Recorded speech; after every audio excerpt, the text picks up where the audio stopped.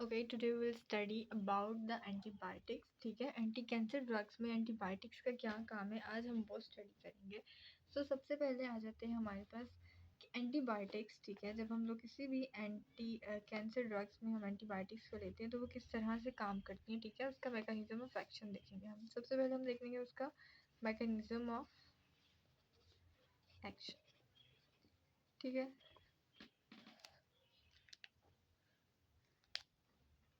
सबसे पहले क्या होगा कि जो भी आप यूज़ करेंगे एंटीबायोटिक, तो एंटीबायोटिक सबसे पहले जाएगी और जाके बाइंड कर जाएगी उसके डीएनए के साथ। ठीक है, जो भी कैंसर को कॉज करने वाली सेल है उनके डीएनए के साथ जाके बाइंड हो जाएगी। एज अ रिजल्ट वो क्या करेगी कि वहाँ पे जाके डीएनए के स्ट्रैंड्स के अंदर, like this is the DNA strand, तो यहाँ पे जाके ये उसको ब्रेक डाउन करना स्टार्ट कर देगी और यहाँ पे करा देगी वो oxidation by producing free radicals. ठीक है, फ्री रेडिकल्स को प्रोड्यूस करा के यहाँ पे वो क्या करा देगी, ऑक्सीडेशन ऑफ द स्ट्रक्चर करा देगी। एज अ रिजल्ट इसका जो स्ट्रक्चर है वो क्या हो जाएगा, डिस्ट्रप्शन हो जाएगी उसकी। जब स्ट्रक्चर की डिस्ट्रप्शन होगी तो क्या होगा, जब डीएनए ही नहीं रहा एक चीज़ का, तो एज अ रिजल्ट सेल की डेथ हो जाएगी। ठीक है, और उसके अंदर इंड्यूस करा देगी ये एपोप्टोसिस को, यानी कि प्रोग्राम्ड सेल डेथ को। ठीक है, एंटीबॉडीज़ का ये है मैकेनिज्म ऑफ एक्शन। अब इसमें हम डिफरेंट ड्रग्स को स्टडी कर लेते हैं कि कौन कौन सी ड्रग्स इसके अंदर आ जाती हैं। ठीक है, इसके अंदर दो टाइप्स की ड्रग्स आती हैं। अगर हम लिपन कोड को देखें तो उसके अंदर दो टाइप्स की ड्रग्स को डिस्कस किया गया है। सबसे पहले आ जाती है हमारे पास एंथ्रासाइक्लिन्स। ठीक है, और दूसरे नंबर पर हमारे पास डिस्कस की गई है ब्लियोमाइसिन को। ठीक है, तो जो हमारे पास एंथ्रासाइक्लिन है उसके अंदर डिफरेंट सब कैटेगरीज को डिस्कस किया गया है, जिसमें आ जाता है डॉक्सोरुबिसिन।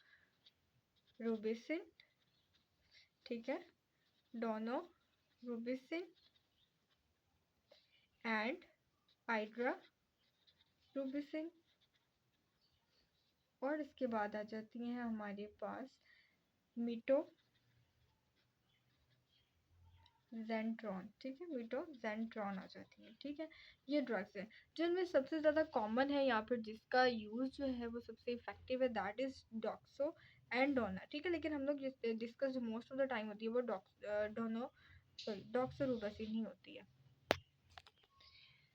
देन हम लोग बात कर लेते हैं कि इनका मैकेनिज्म ऑफ एक्शन में डिस्कस कर चुके हैं। एंथ्रासाइक्लिन का mechanism of action is same, bleomycin का भी सेम है, लेकिन इसमें थोड़ी सी जो हमारे पास डिफरेंस आ जाता है वो आ जाता है कि ये किस तरह से काम करती हैं। ठीक है, जो डॉक्सोरुबिसिन है वो भी फ्री रेडिकल्स ही बनाएगी, लेकिन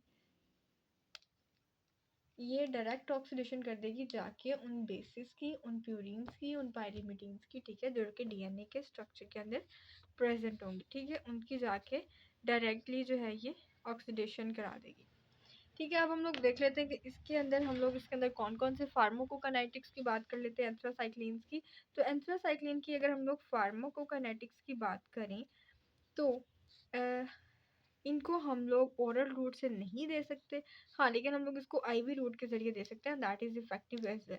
अगर हम लोग इसके एडवर्स इफ़ेक्ट्स देख लें एंथ्रासाइक्लिन्स के इफ़ेक्ट्स, तो इसमें क्या आ जाता है कि ये आपकी कार्डियक फंक्शन को, यानी कि आपकी कार्डियोटॉक्सिसिटी करा सकती है। इसके अलावा माइलो सप्रेशन करा सकती है। ठीक है, मसल्स के अंदर प्रॉब्लम करा सकती है, और नोजिया वॉमिटिंग। अगर हम यहाँ पे लिखने दे रहे 3 पॉइंट्स ही है, इसमें आ जाएगा कार्डियोटॉक्सिसिटी। ठीक है, देन आ जाएगा myelosuppression and nausea and vomiting. ये हमारे पास हो गया एंथ्रासाइक्लिन, तो इसके अंदर आपको और ज़्यादा याद करने की बिल्कुल भी ज़रूरत नहीं है अगर आप लिपन कोड को फॉलो कर रहे हो। ठीक है, नेक्स्ट आ जाता है हमारे पास ब्लियोमाइसिन। तो ब्लियोमाइसिन का भी मैकेनिज्म ऑफ एक्शन सेम रहेगा। ठीक है, लेकिन इसके अंदर जो है वो एक एडिशन हो जाता है फेरिस का। मैं आपको यहाँ पे एक पिक्चर भी दिखा देती हूँ, एंड दैट इज ये पिक्चर है वो। ठीक है, सही। सबसे पहले यहाँ पे जो डीएनए, ठीक है, ब्लियोमाइसिन डीएनए के साथ बाइंड करेगा। ठीक है, उसके बाद ये उसकी रिडक्शन कराएगा और फिर फ्री रेडिकल्स को प्रोड्यूस करा के उसके स्ट्रैंड्स को ब्रेक डाउन करा देगा। तो ये ब्लियोमाइसिन का एक्चुअल में फंक्शन है। ठीक है, ऑक्सीडेशन के ज़रिए वो इस तरह से करा देता है। नेक्स्ट हम बात कर लेते हैं इसके साइड इफ़ेक्ट्स की और इसकी फार्माकोकाइनेटिक्स की। तो अगर हम लोग इसकी फार्माकोकाइनेटिक्स पे चलें, if I can zoom back, ठीक है। अगर हम लोग ब्लियोमाइसिन की फार्माकोकाइनेटिक्स पे चलें, ठीक है, फार्माकोकाइनेटिक्स इसकी देख लें, तो उसमें आ जाता है कि हम इसको हर रूट के ज़रिए दे सकते हैं, ठीक है। आईवी रूट के ज़रिए भी दे सकते हैं, इंट्राकैविटल भी दे सकते हैं, आईएम भी दे सकते हैं, आईवी, आईएम और इंट्राकैविटल भी दे सकते हैं, ठीक है। इसके बाद अगर हम लोग इसके एडवर्स इफ़ेक्ट्स की बात कर लें, तो इसके एडवर्स इफ़ेक्ट्स में आ जाता है हमारे पास कि ये पल्मनरी टॉक्सिसिटी करा सकते हैं, ठीक है, यानी कि आपके टॉक्सिसिटी में निमोनिया करा सकता है, इस तरह की चीज़ें। उसके बाद इसके अंदर आ जाएगी चिल्स, एनाफिलैक्सिस आ जाएगी, स्किन के ऊपर रैशेज़ आ जाएंगे, स्किन रैशेज़, ठीक हो गया। उसके बाद फीवर हो सकता है और चिल्स हो सकती हैं। इसके अलावा डिस्कलरेशन ऑफ द स्किन भी इसके अंदर आ जाती है। So this was about the antibiotics effect as an anti-cancer, ठीक है, as an anti-cancer drug। लिपन कॉर्ड के अंदर जितना भी इसका दिया गया वो मैंने आपको सारा इलस्ट्रेट कर दिया। अगर यहाँ पे मैं लिपन कॉर्ड का एक चार्ट भी हम लोग देखें उसकी बुक पे, so there is that chart and जो मैंने आपको बातें बताई सेम वही बातें इसके अंदर लिखी हैं। सबसे पहले उसने हमारे पास ये सारी ड्रग्स बता दी जो कैंसर साइकिल में आ जाती है, डॉक्सोरुबेसिन, डोनारुबेसिन एंड उसके अंदर आ जाती है एपाइरुबेसिन और ये सारी। उसके बाद इसके एडवर्स इफेक्ट में माइलोसेप्रेशन हो गया, वोमिटिंग, डायरिया, मसल्स का कार्डियक टॉक्सिसिटी करा सकती है। हाँ, यूरिन के अंदर जो है वो रेड कलरेशन करा देती है, क्योंकि एंटीबायोटिक्स होती है उनका मेनली कलर जो है वो रेड होता है, ठीक है।